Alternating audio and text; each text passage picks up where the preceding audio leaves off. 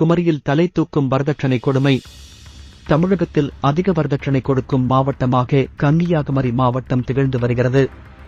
மேலும் தமிழகத்தில் அதிகம் தங்கம் விற்பனை ஆகும் மாவட்டமும் கன்னியாகுமரி மாவட்டம்தான். இங்கு வசதி படைத்தவர்கள் மட்டுமல்லாமல் நடுத்தர மக்களும் கூட கடன் வாங்கியாவது அதிக வரதட்சணை கொடுத்து தங்கள் மகளை திருமணம் செய்து வைக்கின்றனர். காரணம், எப்படியாவது தங்கள் பிள்ளைகள் வாழப்போகிற வீட்டில் எந்த குறையும் இல்லாமல் செல்வ செழிப்பாக வாழ வேண்டும் என்ற நோக்கத்திற்காக அதிக வரதட்சணை கொடுக்கின்றனர். ஆனால் அவர்கள் வாக்கப்பட்டு போகிற வீட்டில் செல்வ செழிப்பாக வாழ்கிறார்களா என்று கேட்டால் இல்லை. காரணம், எந்த வீட்டில் வரதட்சணை கொடுத்து வாக்கப்பட்டு போனார்களோ அதே வீட்டில்தான் மீண்டும் வரதட்சணை கொடுமைக்கு ஆளாகிறார்கள். திருமணத்தின் போது கொடுத்த வரதட்சணை போதாது என்று சொல்லி மீண்டுமாக பெற்றோரிடத்தில் வரதட்சணை பணத்தை வாங்கிக் கொண்டு வரும்படி பல பெண்கள் கொடுமைப்படுத்தப்படுகின்றனர். திருமணத்தின் போது வரதட்சணை வேண்டாம், உங்கள் பொண்ணை மட்டும் கொடுத்தால் போதும் என்று கூறுகிற பலரும் கூட திருமணத்திற்கு பின் அவர்கள் வரதட்சணை கேட்டு மனைவியை கொடுமைப்படுத்துகிறார்கள். பணம் பத்தும் செய்யும் என்று சொல்லப்படுமா போல இங்கு பணம்தான் பலரது குடும்ப வாழ்க்கையை தீர்மானிக்கிறது. புகுந்த வீட்டில் பல கனவுகளுடன் செல்லும் இளம் பெண்கள் வரதட்சணை கொடுமையால் பாதிக்கப்பட்டு தங்கள் நிலைமையை வெளியே சொல்ல முடியாமல் வேதனையை அனுபவித்து வருகிறார்கள். இதற்கு பலரது வீட்டில் உள்ள மாமியாரும் உடந்தையாய் இருக்கிறார்கள். ₹1 கூட வரதட்சணை வாங்காத நம் முன்னோர்கள் சாகும் வரையிலும் குடும்பத்தில் எந்த பிரச்சனையும் இல்லாமல் நிம்மதியாக வாழ்ந்தனர். ஆனால் இன்று கோடி ரூபாய் வரதட்சணை கொடுத்தும் ஒரு நாள் கூட நிம்மதியாய் வாழ முடியவில்லை. இந்த நிலைமை என்று மாறுமோ என குமரி மக்கள் விடியலுக்காய் காத்திருக்கிறார்கள். இதற்கு காரணம் இருக்கிறதை வைத்து சந்தோஷமாக வாழத் தெரியாத மக்கள் இங்கு பணத்தை கொண்டு நிம்மதியை தேடி அலைகின்றனர். இதற்கு எடுத்துக்காட்டாகத்தான் ஒரு சம்பவம் கருங்கல் அருகே நடந்துள்ளது. கன்னியாகுமரி மாவட்டம் கருங்கல் அருகே உள்ள திக்கணங்கோடு பகுதியைச் சேர்ந்தவர் ராபின்சன். இவரது மகள் ஜெமலா, வயது 26. இவர் இணையம்புத்தன்துறை பகுதியைச் சேர்ந்த என்ஜினியரிங் பட்டதாரியான நிதின் ராஜ், வயது 26 என்பவரை காதலித்து திருமணம் செய்துள்ளார். இவர்களது திருமணம் கடந்த ஜனவரி மாதம் நடந்தது. இந்த நிலையில் நிதின்ராஜ் சரிவர வேலை இல்லாமல் இருந்து வந்துள்ளார். இதனால் கணவன் மனைவியிடையே அடிக்கடி தகராறு ஏற்பட்டு வந்தது. இந்த நிலையில் நேற்று வீட்டில் ஜெமலா தூக்கு போட்டு தற்கொலை செய்து கொண்டிருப்பதாக அவரது பெற்றோருக்கு நிதின் ராஜின் உறவினர்கள் தகவல் தெரிவித்தனர். இதை கேட்டு அதிர்ச்சியடைந்த அவர்கள் அங்கு மகளை பார்க்கும்படி விரைந்து வந்தனர். இதுகுறித்து கருங்கல் போலீசாருக்கும் தகவல் தெரிவிக்கப்பட்டது.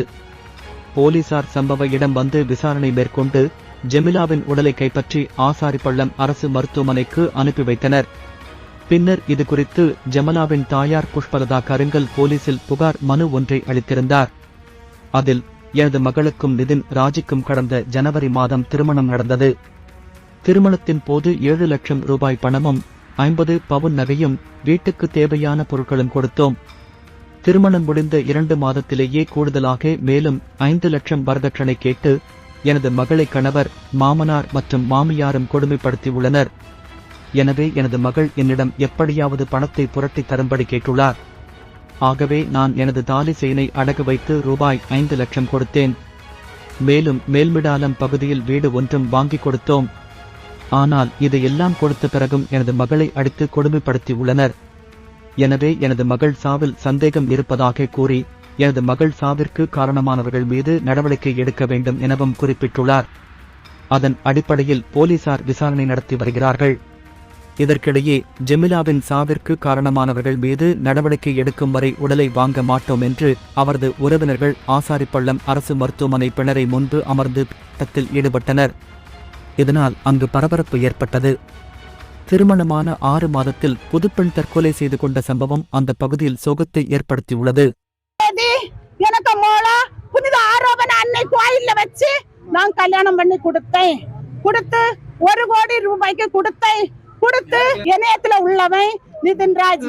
அவன் கெட்டகு வாரதுக்கு ஒரு நாளைக்கு முன்ன கல்யாணம் இதுல அவனுக்கு செயின் கொடுக்கலன்னு சொல்லிக்கிட்டு அங்கன நின்று நாடகம் ஆடிக்கிட்டு என் பிள்ளைய மனமேடத்துல இருந்து விட்டுக்கிட்டு மண்டபத்துல போய் சாப்பிட்டுட்டு என் பிள்ளைகிட்ட செல்லாம அவன் வண்டியாரு போயிட்டான். அப்பமே அவன் செயினுக்கு அலப்பு பிடிச்ச பையன். நான் அன்னை கொடுக்க கூடாதுன்னு மறுநாள் தான் நான் அவனுக்கு செயின் கொடுத்தேன். என் பிள்ளைக்கு அவிய சார்பா 1/2 கிராம் கூட என் பிள்ளைய உடம்பேல அவிய போடையில. நான் தான் என் சார்பா நான் அவிய உடமையில போடக்கு நான் நகை கொடுத்தேன், அவனுக்கு அக்காளாருக்கு மோதிரம் கொடுத்தேன், அவனுக்கு தங்கச்சாருக்கு மோதிரம் கொடுத்தேன், அவனுக்கு செயின் கொடுத்தேன், அவனுக்கு காப்பு கொடுத்தேன், அவனுக்கு மோதிரம் கொடுத்தேன், இதெல்லாம் நான் கொடுத்தேன். இப்ப எதுவுமே இல்ல, எதுவுமே இல்ல, எதுவுமே இல்ல, தாலி வர இல்ல. கல்யாணம் கழிஞ்ச பிறகு ஏப்ரல் மே மாசம் 24ஆம் தேதி அவனுக்கு அக்கா டார்ச்சர் பண்ணியான்னு சொல்லிக்கிட்டு எனக்கிட்ட என் முவா பணத்துக்கு வந்தா. நான் சென்னை கொடுக்காத மோளே, நான் அவனை ஏற்கனவே தந்துட்டேன்.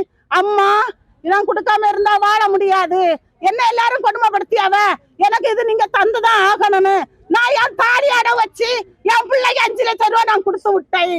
இந்த பணத்தை வேண்டிக்கிட்டு அதுக்கப்புறம் டார்ச்சர் பண்ணிட்டு இருந்தாவ. என் பிள்ளைக்கு 50 லட்சம் வீடு ஆண்டி கொடுத்தேன், 50 பவுன் உருப்படி போட்டேன், 7 லட்சம் கையில கொடுத்தேன். அதுக்கப்புறம் டார்ச்சர் பொறுக்க முடியாம 5 லட்சம் கொடுத்தேன். அதுக்கப்புறம் ஒரு பைக் ஆண்டி கொடுத்தேன். இதெல்லாம் வேண்டி கொடுத்தேன். வேண்டி கொடுத்த வீட்டுல டெய்லி செலவு கொடுத்தேன். வேண்டி கொடுத்த வீட்டுல அவனுக்கு அம்மா, அவனுக்கு அப்பா, அவனுக்கு தங்கச்சி, அவனுக்கு சித்தி எல்லாருமே என் பிள்ளைய வீட்டுல வந்திருந்து எல்லாரும் சேர்ந்து குடும்பப்படுத்தினாவ, எல்லாரும் சேர்ந்து குடும்பப்படுத்தினாவ. ஒரு நாள் போனேன். போன உடனே அவிய என் பிள்ளைய தப்பா பேசினாவ. அப்பன் சென்னை மக்களே, குடும்பம் இப்படிதான் இருக்கும், நீ இதுல இருந்து ஜெயிச்சு வாழு மக்களே, நீயா தேர்ந்தெடுத்த முடிவு, அதனால நான் எதுவும் பண்ண முடியாது. இவியலுகிட்ட இருந்து நீ ஜெயிச்சு வாழணும், நீ சென்னிய மக்களே. நான் அவியலுகிட்ட போய் நான் ஜெயிச்சு வாழுவேன்னு. என் பிள்ளை சாவக்கூடிய பிள்ளை கிடையாது. என் பிள்ளை சொல்லுவான், அம்மா நான் சாவ மாட்டேன், வாழ்ந்து காட்டுவேன், நான் வாழ்ந்து காட்டுவேன். அம்மையில பாதி உள்ள தைரியம் எனக்கு உண்டம்மா, நான் தைரியசாலி பிள்ளை அம்மான்னு என் பிள்ளை என்கிட்ட சொன்னா. அந்த நம்பிக்கையில அவிய கையில நான் விட்டுட்டு வந்தேன். என் பிள்ளை எந்த கொடூரம் பண்ண மாட்டாவேன்னு விட்டுட்டு வந்தேன். யாத்தகி என் அம்மாவா ஒரு நாளைக்கு முன்ன 7 மணிக்கு டியூட்டி போயிட்டு வந்து 8:30 வீட்டுக்கு வந்தா. 8:30 வந்த மொபைலுக்கிட்ட நான் பேசல, என்னைய மணியை பார்த்துக்கிட்டு போன் அடிப்பேன். நேத்த என் பிள்ளைக்கு நான் போன் அடிச்சேல, போன் அடிச்சாம இருந்துகிட்டு அதுக்கப்புறம் 10 மணிக்கு போல மணியை பார்த்தேன். போன் அடிச்சா நைட்டு வேலை பார்த்துட்டு வருவாளே உரங்கட்டு சொல்லிக்கிட்டு விட்டுட்டேன். ஒரு 12:15 மணி இருக்கும். யூலின் எனக்கு போன் பண்ணி உங்க அம்மாவா நாடு தூங்கிச்சா சொல்லிக்கிட்டு சிரிச்சான். அன்னை ஆஸ்பத்திரியில இருக்கியா நக்கல் பண்ணி சிரிச்சான். சிரிச்ச உடனே என் பிள்ளை சாவேல உயிரோட இருக்கியான்னு சொல்லிட்டு போனேன்.